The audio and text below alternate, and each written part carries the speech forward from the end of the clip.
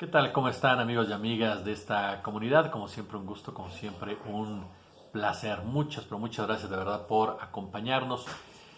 4 años se cumplen del inicio de la gestión de Andrés Manuel López Obrador. Por la noche vamos a profundizar un poquito más en esto. Pero, ¿qué les parece si ahorita pues tocamos una de las aristas que se manejan al respecto y que tiene que ver con el trabajo de los medios de comunicación? Me queda claro que desde que López Obrador mostró sus intenciones de ser candidato a la presidencia en el ya lejano 2004, comenzó una agenda mediática en su contra. Esa es la realidad.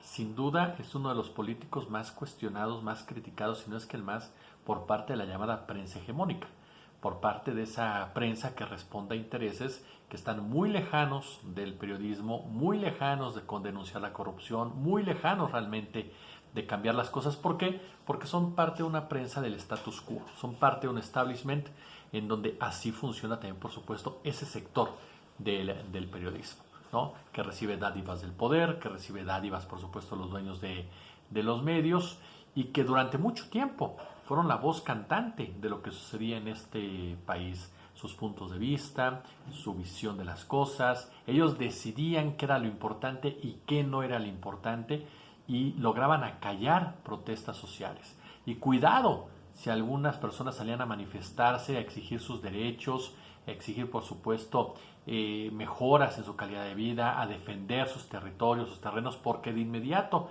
eran tachados, eran estigmatizados como problemáticos, como enemigos del desarrollo, como bandoleros, como gente que buscaba desestabilizar a este sacrosanto país y a sus instituciones. Eso ha ido cambiando definitivamente, gracias a las redes sociales, por ejemplo, han llegado nuevas voces, voces que son frescas, voces que hablan claro, voces que siempre han estado ahí, pero que no tenían la exposición que ahora tienen y que es tan necesaria para profundizar en muchos temas como el de la desigualdad social, como el, por supuesto, el de las asimetrías sociales, como el de la inseguridad, el de la violencia.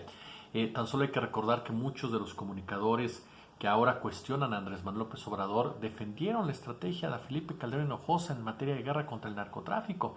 O ya nos olvidamos lo que decía Alejandro Ope, o lo que decía el propio Víctor Trujillo, o lo que decía Pedro Ferriz de Com, o lo que decía Joaquín López Dóriga, o lo que decía Carlos Loret de Mola, el propio Ciro Gómez Leiva, en fin, personajes, el propio Carlos Marín, quienes abiertamente defendían a Genaro García Luna, defendían las maneras de actuar del presidente de la República en ese entonces. Y son los mismos, muchos de ellos, que llamaron a Enrique Peña Nieto un reformador, que ubicaron a Enrique Peña Nieto como un personaje que estaba cambiando las cosas. Entonces, ese es uno de los puntos que hoy tocamos, el papel de la prensa en esta cuarta transformación, por lo menos un sector de la prensa, que en definitiva no responde a los intereses que necesita este país, sino a los intereses que les permiten tener yates, que les permiten tener mansiones, que les permiten tener una vida mucho más, pero mucho más empoderada y mucho más financieramente bollante de lo que te da un trabajo decente. Como siempre un gusto, como siempre un placer.